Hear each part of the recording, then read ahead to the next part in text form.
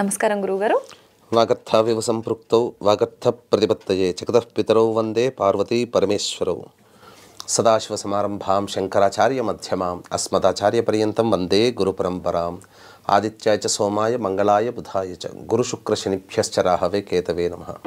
శృంగేరి పీఠాధిపతులకి, కంచి పీఠాధిపతులకి నమస్కారములు తెలియజేసుకుంటూ కార్యక్రమాన్ని ప్రారంభిద్దామమ్మా.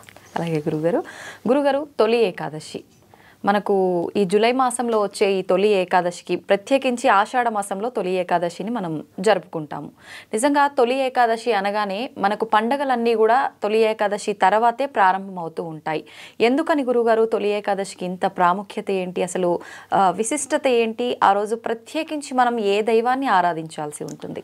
తొలి ఏకాదశి మన హిందూ జన భక్తులందరూ కూడా ఎంతో భక్తి శ్రద్ధలతో జరుపుకునేటువంటి పుణ్యతిథి. అసలు ఏకాదశి అంటేనే పుణ్యతిథి అమ్మ. అయితే మన వాళ్ళు మహర్షులు ఈ కాలంలో చెప్పుకునేటువంటి సైంటిస్టులు అని చెప్పవచ్చు. ఎందుకంటే ప్రతి దాంట్లో కూడా ఒక సాంకేతిక విజ్ఞానము, సైన్స్ అనేది దాగి ఉంది మన ప్రతి ఆచార వ్యవహారాల్లో. నమస్కారం పెట్టడం దగ్గర నుంచి, బయట నుంచి రాగానే కాళ్ళు కడుక్కోవడం దగ్గర నుంచి, ఇలా ప్రతి దాంట్లో ఎంత వైజ్ఞానికంగా మన వాళ్ళు ఆలోచించారో ఈ ఏకాదశి యొక్క మహత్యము కానీ కథ కానీ విన్న వాళ్ళకి అంతర్లీనంగా తెలుస్తుంది. దీనిని అంటే సాధారణంగా మొత్తం 12 నెలల్లో 2 ఏకాదశులు, మొత్తం 24 ఏకాదశులు వస్తాయి. దీనిని ప్రథమైకాదశి అని చెప్పి అని అంటుంటారు సంస్కృతంలో. మన తెలుగు వాటికి వచ్చేసరికి అర్థము ప్రథమం అంటే తొలి అని కదా, అందుకని మన తెలుగులో దాన్ని తొలి ఏకాదశిగా మనం పెట్టుకున్నాం. కాబట్టి ఈ రోజు నుంచి శ్రీ విష్ణు భగవానుల వారు శయనమందు ఉంటారు.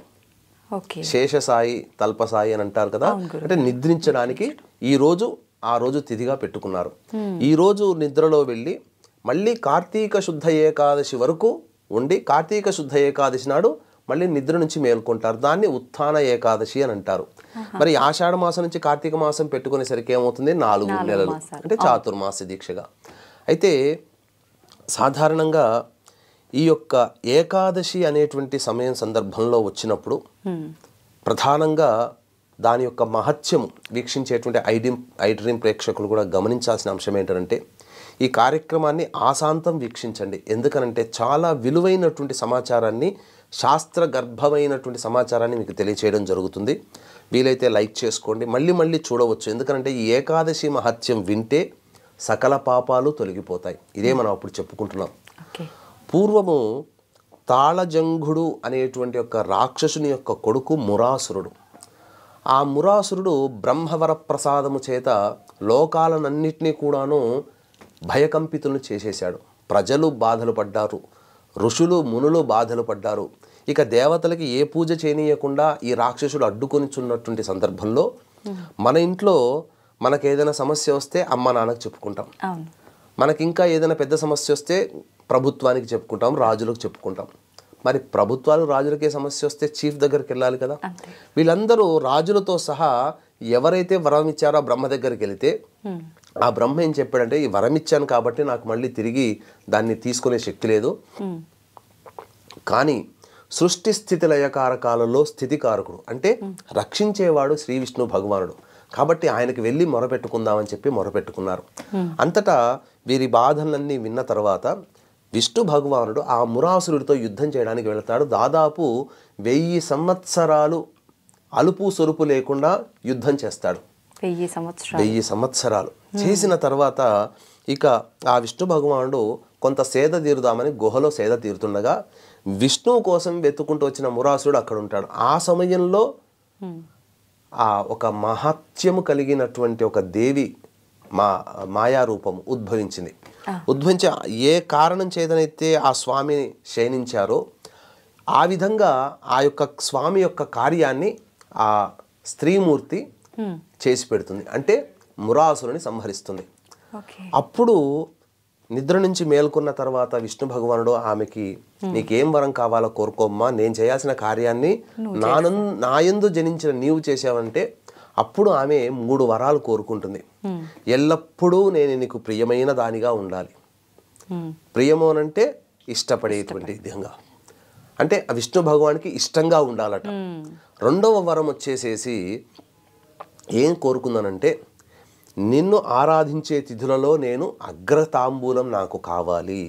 ఓకే. ఎందుకంటే విష్ణు భగవానుడు దైవ స్వరూపం కదమ్మా.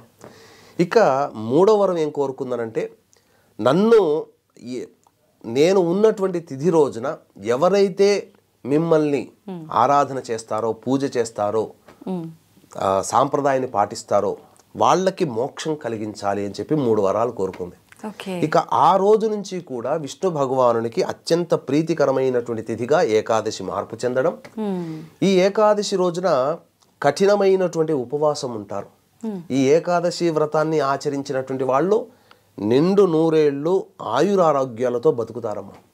అసలు అమెరికన్ సైంటిస్టులందరూ కూడా ఎక్కువగా ఫోకస్ చేసినటువంటి సందర్భం ఏంటంటే, ఎప్పటి నుంచో భారతీయుల యొక్క శరీర తత్వంలో బాగా రోగ నిరోధక శక్తి ఉంది, వారు తినే పదార్థములన ఆచార వ్యవహారాలని చెప్పి ఎంతో రీసెర్చ్ చేశారు. ఈ రీసెర్చ్కి మూలం ఎక్కువగా పడింది మాత్రం కరోనా టైంలో. కరోనా వచ్చినప్పుడు ప్రపంచంలో పిట్టల్లా రాలిపోయారు మిగతా దేశాల్లో. కానీ మన భారతదేశంలో రోగ నిరోధక శక్తి ఎక్కువగా ఉండి ఎంతమంది కరోనా బారిన పడ్డా చనిపోయిన వాళ్ళు ఉన్నారు, కానీ రికవర్ అయిన వాళ్ళ సంఖ్య ఎక్కువగా ఉంది.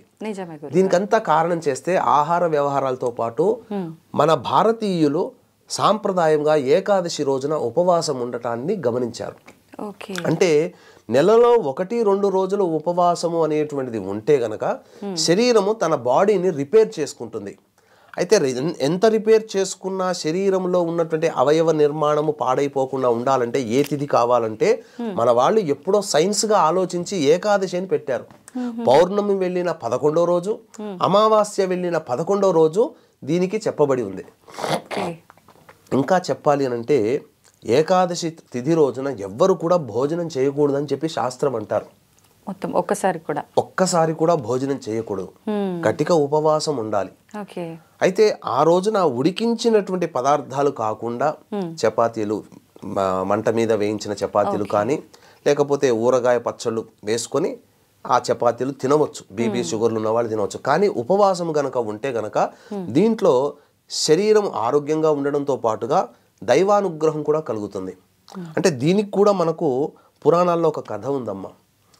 విష్ణువు నుంచి జనించినటువంటి ఒక పాప పురుషుడు బ్రహ్మ యొక్క పాలభాగము అంటే ఈ యొక్క నుదుటి నుంచి స్వేద బిందువు, చెమట బిందువు కింద పడి జన్మించినటువంటి ఒక రాక్షసుడు.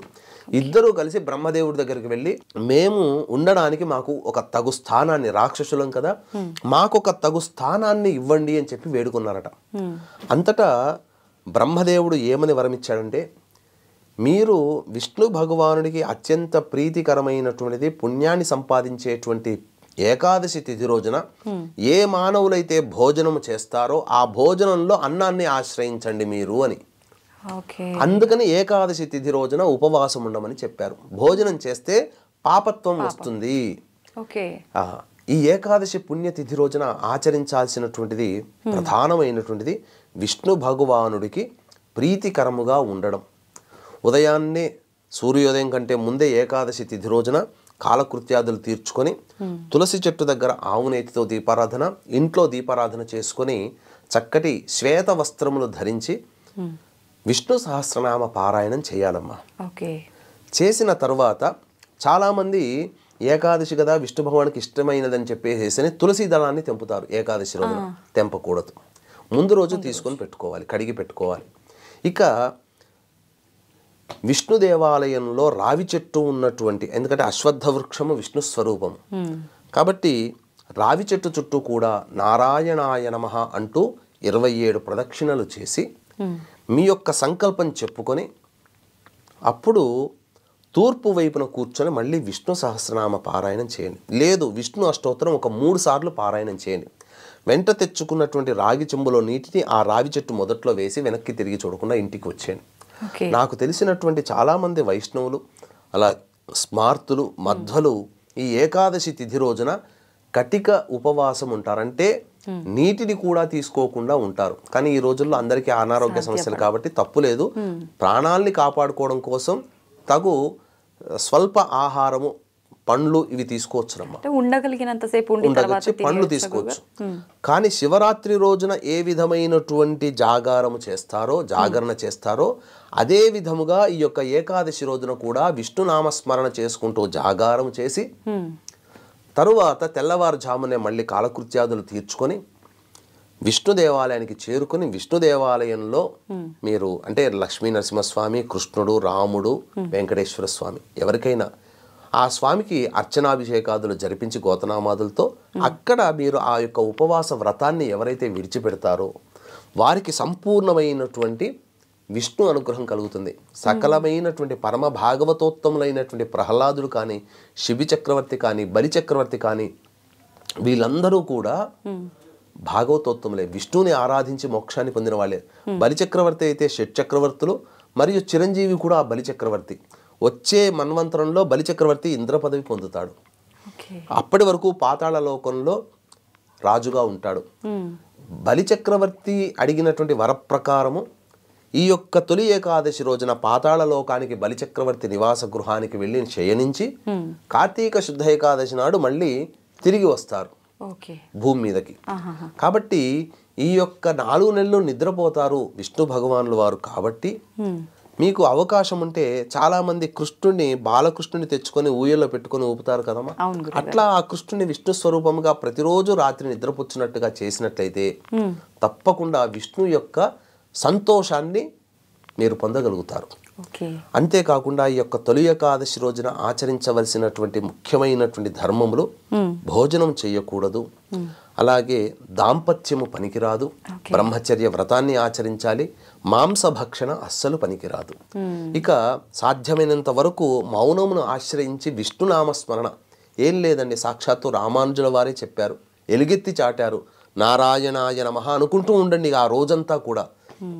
ద్వాదశి రోజున దేవాలయానికి వెళ్ళమన్నాను కదమ్మా. వెళ్ళిన తర్వాత అక్కడ ఆ యొక్క ఉపవాస దీక్ష విరమణ చేసి బయటికి వచ్చిన తర్వాత అనాథలు ఉంటారు కదా, మీ యొక్క శక్తి కొలది తినే పదార్థాలు, బిస్కెట్ ప్యాకెట్లు, బ్రెడ్ ప్యాకెట్ ఏదైనా కానీ వాళ్ళకి పెట్టండి. మీ శక్తి కొలది వందలు ఖర్చు పెట్టకుండా 100 రూపాయల్లో చాలా వస్తాయి. అనాథలకి పంచిపెట్టినట్లయితే దానము చేసినటువంటి గుణము కలుగుతుంది. ఎందుకంటే పరమ పురుషుడైనటువంటి ఆదినారాయణుడైనటువంటి విష్ణు భగవానుని ఎవరైతే చక్కగా ఉపాసన చేస్తారో విష్ణు భగవానుడు దానము చేత కూడా తృప్తి చెందుతాడు. అందుకనే శిబి చక్రవర్తి తన యొక్క ఊరువల్ని మాంసాన్ని కూడా పణంగా పెట్టగలిగాడు. అంటే దాన గుణానికి అంత సంతోషించాడు ఆ శిబి చక్రవర్తి. కాబట్టి తప్పకుండా ద్వాదశి రోజున మీకు చేతనైనదిగా మీరు ఈ దానములు చేయండి. ఎందుకనంటే సాక్షాత్తు నారాయణ స్వరూపము ఈ యొక్క సూర్య భగవానుడు. చాలా చోట్ల భాగవతోత్తముల్లో ఈ యొక్క విష్ణు భగవానుని ఆచరించిన వాళ్ళు దాన గుణములు ఎక్కువగా ఉన్నవాళ్ళు. ప్రహ్లాదుడు కూడా అంతే, దానం చేసిన వాడే. శిబి చక్రవర్తి దానం చేసిన వాడే. కర్ణుడు దానం చేసిన వాడే. వీళ్ళందరూ కూడా నారాయణ ఉపాసకులు. కాబట్టి విష్ణు భగవానుని ఆరాధించిన వాళ్ళు ఈ రోజున ఖచ్చితంగా ద్వాదశి తిథి రోజున అన్నదానం చేయండి. లేకపోతే ఏదైనా అనాథలకి తినే పదార్థాలు పంచిపెట్టి ఇంట్లోకి వచ్చి మీరు భోజనం చేయండి. తప్పకుండా ఆ యొక్క విష్ణు యొక్క అనుగ్రహం వలన సకలమైనటువంటి శుభాలు కలుగుతాయి. ఇక చాలామంది అంటుంటారు విష్ణు భగవాన్ని మోక్షాన్ని ఈ యొక్క విధానంగా ఆచరిస్తే మోక్షం పొందాలి కదా, మళ్ళీ మోక్షం అంటే జన్మంటూ ఉండదు కదా అని చెప్పి చాలామంది అంటుంటారమ్మా. కానీ గమనించాల్సిన అంశం ఏంటంటే మోక్షం అంటే మనము ఈ యొక్క కలియుగంలో మనం జన్మించాం అంటేనే పాపపు కర్మలు ఉంటాయి, మానవులుగా పుట్టాం, మళ్ళీ పాపపు పనులు చేస్తూనే ఉన్నాం. మోక్షము కలుగుతుంటే దీని అర్థం ఏంటంటే మనకు చెడు పనులు చేయకుండా మన మనస్సు నిరోధించబడుతుంది ఈ జన్మలో. భవిష్యత్తు జన్మలో ఇంతకంటే ఉత్తమమైన జన్మ ఎత్తి భక్తి ప్రపత్తులతో దైవాన్ని కొలవగలిగేటువంటి శక్తి ఉంటుంది, ఆ జన్మ లభిస్తుంది. లేదు ఈ జన్మలోనే మనకు మోక్షం రాసిపెట్టి ఉంది, గత జన్మల నుంచి చేసుకుంటున్నాం కాబట్టి అనంటే తక్కువ వయసులోనే భవబంధాలన్నీ నెరవేర్చుకుని ఆ యొక్క దైవం మీద ధ్యానం చేసగలిగేటువంటి వెసులుబాటు ఉన్నటువంటి జీవితం మనకు కలుగుతుంది. తద్వారా చాలామంది ఎంతమంది ప్రముఖ క్షేత్రాల్లో దైవ ధ్యానంలో ఉంటారు, వాళ్ళకన్నీ బాధ్యతలు తీరిపోయి ఉంటాయి, మోక్షాన్ని పొందగలిగే స్థితి ఇది. ఈ విధంగా అర్థం చేసుకోవాలి తప్ప ప్రపంచమంతా మోక్షాన్ని పోతే అందరూ స్వర్గంలోనే ఉంటే ఇంకా పాపాలు చేసేవాళ్ళు ఎవరు? అందుకనే మనము దాన్ని ఈ విధంగా అర్థం చేసుకోవాలమ్మా. ఓకే గురుగారు, చాలామంది ఇలాంటి ప్రత్యేకమైన తిథులు వచ్చినాయి అనగానే కొంతమందికి మహిళలు ఉంటాయి, పురిటి మహిళలు అని చెప్పి, లేదంటే ఎవరైనా చనిపోయిన వాళ్ళకు కార్యక్రమాలన్నీ అవ్వకుండా ఉన్న డేస్లో కానీ అలా ఉన్నప్పుడు మరి మేము ఎలా చేసుకోవాలి, ఇంతటి ముఖ్యమైన తిథిని చేసుకోవచ్చు అనే సందేహం ఉంటుంది. అలాంటి వాళ్ళు కూడా ఆచరించవచ్చు అంటారు ఉపవాస దీక్ష? ఈ పురిటి మైల ఉన్నవాళ్ళు చేయకూడదమ్మా. అన్నిటికంటే చాలా మంది మృతా శౌచము జాతా శౌచంలో రెండు ఉంటాయి. అందుకనే మనిషి పుట్టుకకి మరణానికి మైల ఉంటుందమ్మా. చాలా మంది అనుకుంటారు మరణిస్తే మైల అంటారు, కానీ దానికన్నా గొప్పదైనటువంటిది జాతా శౌచం, పురిటి మైల. ఎందుకంటే మన ఇంట్లో ఒక శిశువు జన్మిస్తాడు, ఆ 11 రోజుల పాటు మనం చేసినటువంటి పాపకర్మలు ఆ శిశువు యొక్క తలరాత మీద ఆధారపడి ఉంటుంది. ఎందుకంటే 11వ రోజు శుద్ధి చేసినప్పుడు బ్రహ్మదేవుడు వచ్చి లిఖితం రాస్తాడు. పుట్టగానే అతనికి గత జన్మ జీవితం ఈ జన్మతో ముడిపడి ఉన్నటువంటి జీవితంగా అన్నీ ఉంటాయి అనుకుంటారు, కానీ పుట్టిన 11 రోజుల వరకు కూడా ఏ బ్రహ్మదేవుడు కూడా మనకు వరం ఇవ్వడు. 11 రోజున వచ్చి చాటలో పెడతారు, ఎవ్వరూ ఉండరు. దానికి కూడా మనం అవసరమైతే దీని విధానం ఏంటంటే ఒక మంచి వీడియో సందర్భంలో తప్పకుండా చేసుకుందాం. బ్రహ్మదేవుడు యొక్క అనుగ్రహం కలగాలంటే మృతా శౌచము కంటే జాతా శౌచం, ఎందుకంటే జీవించినటువంటి వ్యక్తి యొక్క భవిష్యత్తు పుట్టుక నుంచి మరణం వరకు ఉండే విధంగా ఉండాలనంటే ఆ 11 రోజులు శుద్ధంగా ఉండాలి. ఇప్పుడు మరి వీళ్ళు ఇలాంటి ఉపవాసాలు పురిటి వాళ్ళు చేయకూడదు, మిగతా వాళ్ళు గురుగారు? అసలు మైల వచ్చిన వాళ్ళు ఎవరూ చేయకూడదు. అసలు ఏ విధమైనటువంటి మైల ఉన్న వాళ్ళు చేయకూడదు, ఆడవాళ్ళు కానీ అలాగే ఏదైనా పురిటి సూతకం మరణం వచ్చినటువంటి సూతకం ఉన్న వాళ్ళు చేయకూడదు. గురుగారు, ఒకవేళ ద్వాదశి రోజు ఆలయానికి వెళ్ళటానికి వీలు కాని వాళ్ళు ముందు రోజు ఉపవాస దీక్ష అంతా ఉంటుంది, మరుసటి రోజు ఆడవాళ్లకు వీలు అవ్వని పరిస్థితుల్లో ఉంటే ఇంట్లో ఉన్నటువంటి విష్ణు భగవాన్ని చిన్న ప్రతిమ తెచ్చుకుంటారు, ఏదో ఒక రూపంలో ఉన్న విష్ణు భగవాన్, లేదా ఫోటోకైనా కానీ మళ్ళీ చక్కటిగా పసుపు రంగు పూలమాల వేసి ఆ రోజున దీపారాధన చేసి స్వామికి మీరు వండిన నైవేద్యం పెట్టి మీరు భోజించవచ్చు. ఆ విధంగా ఉపవాస దీక్ష పూర్తి చేయవచ్చు. నిజంగా చాలా మంచి కథ కూడా తెలియజేశారు గురుగారు మాకు. నిజంగా నేనైతే ఇప్పటివరకు ఆ కథని విననే లేదు, చాలా సంతోషంగా అనిపించింది గురుగారు. థ్యాంక్ యూ, ధన్యవాదాలు. సర్వం శ్రీ ఉమామహేశ్వర పరబ్రహ్మార్పణమస్తు.